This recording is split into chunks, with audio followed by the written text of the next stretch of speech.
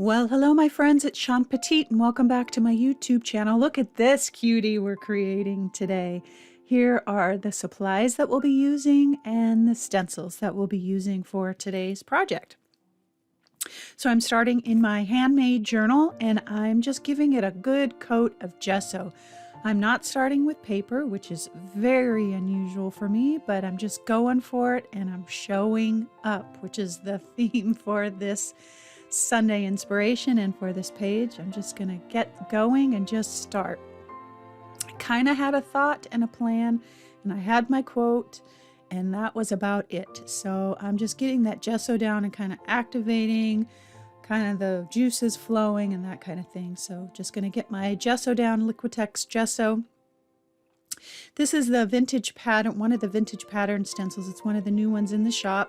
Got some teal Lucas. I'm using mainly Lucas acrylic paints today, and I'm mixing in a little bit of beige with that teal, and look at how pretty that is. I just love this pattern. It looks like a vintage wallpaper, but I'm just covering the whole thing. I'm not being too particular about it because I know it's going to be pushed back and covered up, but I wanted that additional texture and just that subtle pattern that's going to show up in the project. I'm using the same beige, Lucas acrylic beige, and my brayer, and I'm just going to start pushing this back, and I'm going to mix between the beige paint and some gesso and just really kind of push it back. And my focus is really on the top to kind of simplify the top more than anything, because I knew that I probably was going to put my quote up there. I wasn't exactly sure yet where this was going to go. But I'm just going to push that back with my brayer and some paint and just kind of soften the pattern and have it really kind of subtle. All of the supplies will be listed on the blog, and the link to the blog will be down below in the YouTube description box. And I will be using mostly all new stencils with the exception of one today. So I got that all pushed back, and I thought, you know, I'm going to add a little grunge to it. So I mixed a little bit of beige and umber together, and I put that first. You can see me, I paused. I was like, oh my gosh. I loved the pattern that I had going on, and then I put down this raw umber, and it was awful. And I was like, okay, I'm just going to go with it. I'm going to go with the flow, and I just started picking it up, and the page wasn't dry from the gesso yet, which was actually good because it kind of smooshed into some of that gesso. And then once I kind of picked it up, I really liked that kind of light umber kind of grungy feel. And so I still had some paint left on my brayer, and I decided to just kind of give it a kind of around the edges some more of that umber to kind of even it out a little bit. But I didn't want it to look too perfect. And again, thinking about my quote up at the top, I'm like, I need to kind of make sure that that stays a little bit lighter. So I pushed that back, the raw umber, with some beige, and it was perfect. It was just right. I did use a little bit of gesso and my beige on my brayer to kind of push all of that raw umber grungy back, but look at how pretty. And the pattern's still showing up, so it was perfect. It all works out. So I'm not exactly sure how I came up with this idea, but I wanted a bunch of different colors. I just wanted it to be happy, and I wanted to be playful and play a little bit and do a little bit of reverse stenciling. So I'm just painting some strips of color, some colors that I love that are inspiring me or happy, and using this is the vintage pattern duo stencil, and just doing some reverse stenciling and picking up that paint, and look at how pretty. This just makes me happy. I was like, oh yes. And I had a little bit of extra paint that kind of pushed out underneath the stencil, and I just put my finger in the water and kind of softened up that edge, and it looks a little bit like watercolor or ink, and I loved it. So I'm going to kind of continue to do this same process, or it is the same process all the way across my colors at the bottom.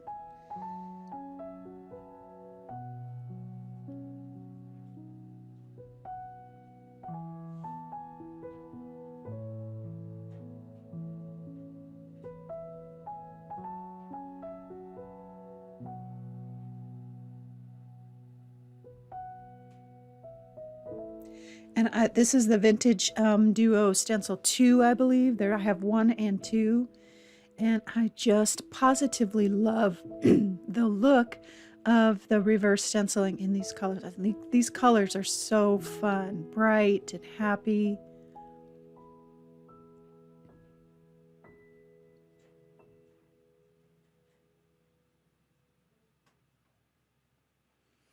This color here, the colors that I'm using are Lucas acrylics, but this one is Nova Color. They're quinacridone magenta, and it's one of my favorite colors. I love it.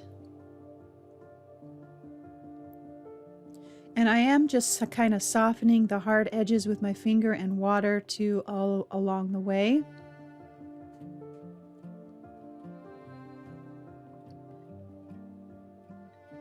And I originally, as I started going, I was thinking that I was going to put my flowers kind of down at the bottom and leave those kind of watery color edges up at the top, and kind of stencil my flowers over the pattern at the bottom. But I loved the pattern so much that I really didn't want to take away from it. So I changed my mind, which is what we are allowed to do when we are creating and playing.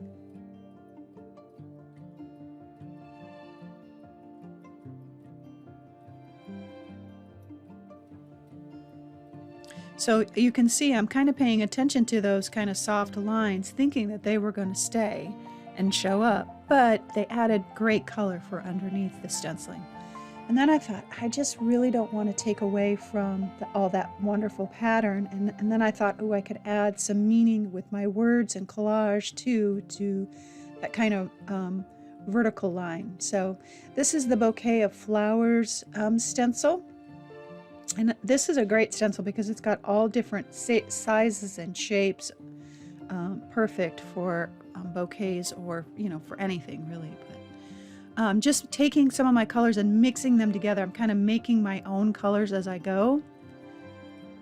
And I'm using Lucas acrylic paints and 1 Nova Color paint and a little bit of gesso. And I'm adding just some swooshes of paint to kind of add to my flowers and to make them painterly. And I will I try to use contrasting colors in my flowers, or a variety of colors in my flowers from the base stencil image. And I try to kind of go over the stenciled image, not perfectly, of course, but kind of stay within the stenciled image area and just give it a swoosh of paint.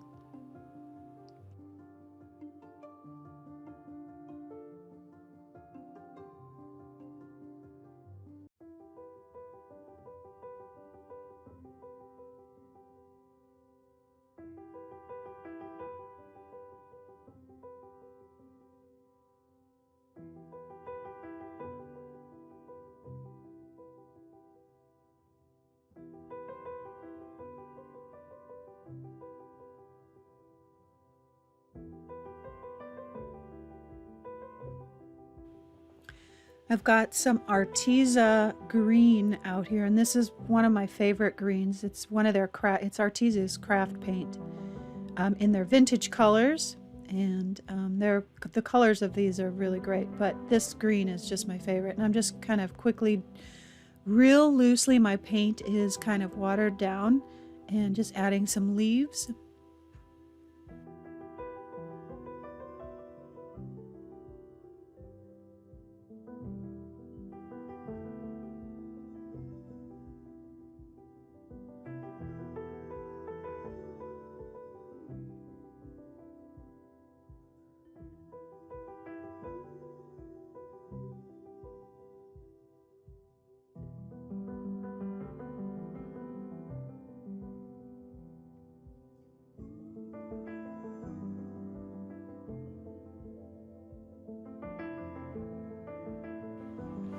So now that I've got all my leaves in, I'm using a collage pack that will be on sale this week, and the words actually have a lot of meaning. It's part of them say keeping the record and directions and different things like that. And it all kind of goes along with my meaning and message to myself this week that I so desperately needed to just show up, do your best, do it imperfectly, but show up. And I hope you stick around for that conversation at the end of the video. Just kind of documenting my journey for creating this week, which I didn't feel very inspired for, and sometimes that's okay. We just need to show up. And so I'm just putting my papers down, and I cut these circles from that collage pack from some of the flowers from the collage.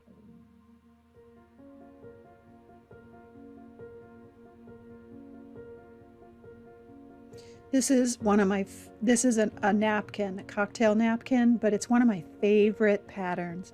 And I love using napkins or tissue paper or that kind of thing because it allows the pattern underneath to show through. So that orange is going to show up underneath that once it dries. And it doesn't really take away from any of that. So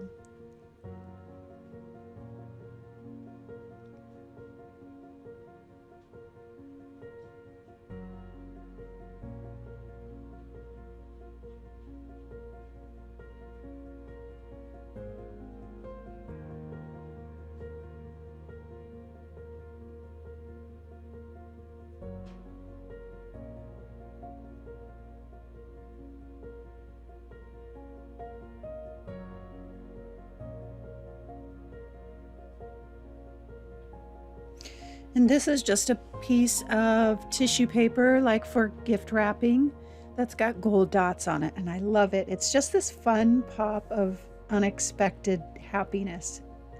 And I'm using my fluid matte medium to put all of my papers down.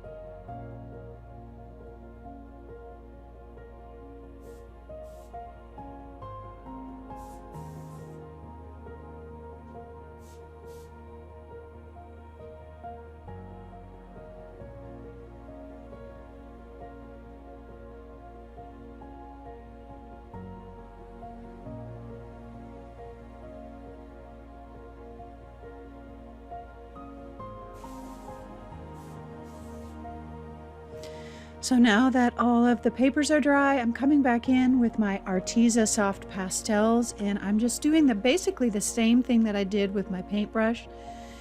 And I just love using soft pastels because it adds another dimension to your work, to your flowers. It's hard to duplicate the look of a soft pastel, that kind of chalky, sketchy feel. I love it.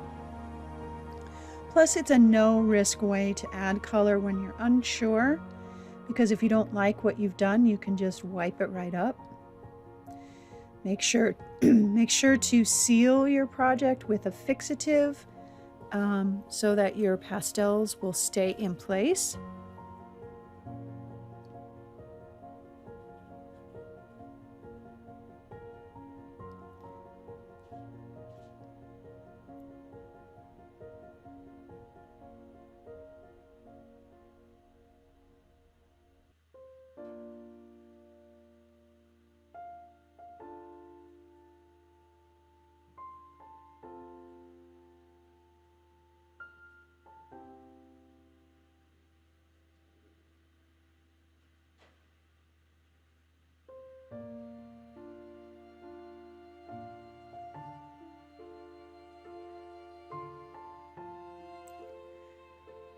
I love how soft pastels blend together as well, so it's fun to kind of mix some of the colors together. Adding just a little bit of teal, and I'll add a little bit of teal and kind of that chartreuse to the leaves as well.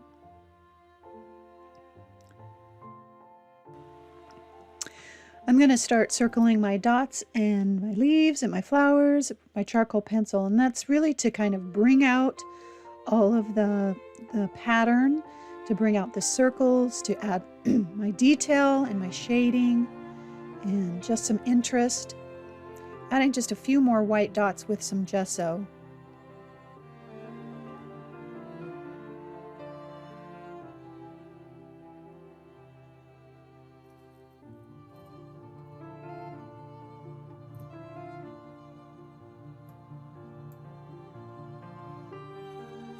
Using my Stabilo Woody pencils for just a few more additional lines and marks to my flowers and to my leaves. And now I'm just going to go back in and kind of really add some detail to my flowers. And really what I'm doing is I'm going back over kind of the line of the original stencil. It's always my guide, and always helps me create faster and easier. But I'm holding my pencil far back at the end of the pencil so that they're real sketchy and unpredictable. And I'm just kind of following the lines of the original stencil and twirling my pencil and moving it around a little bit as I make my marks.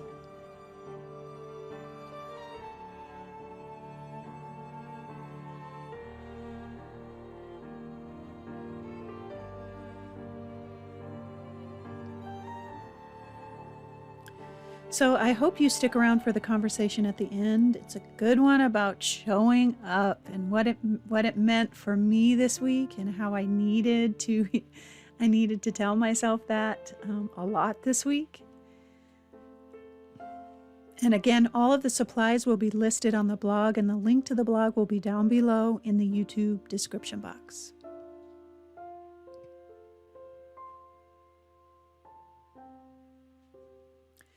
Now I'm just going to highlight just a tiny area because I knew I was putting my quote in there and I wanted to make sure that it was going to show up. I'm using the old text or large old type text stencil and putting my quote in, and that is about it. This is the Swish and Splat stencil. I love this one. All right, my friends, that is it for today's project. I hope you enjoyed it. And if you did, subscribe and like and all those wonderful things.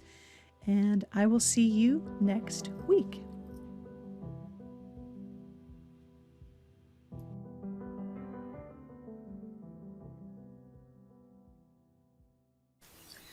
Well, hello, my loves, and happy Sunday to you. Is this not the funnest thing ever? Oh, I just positively love it. I love the playfulness of it. I love the play that I had in it.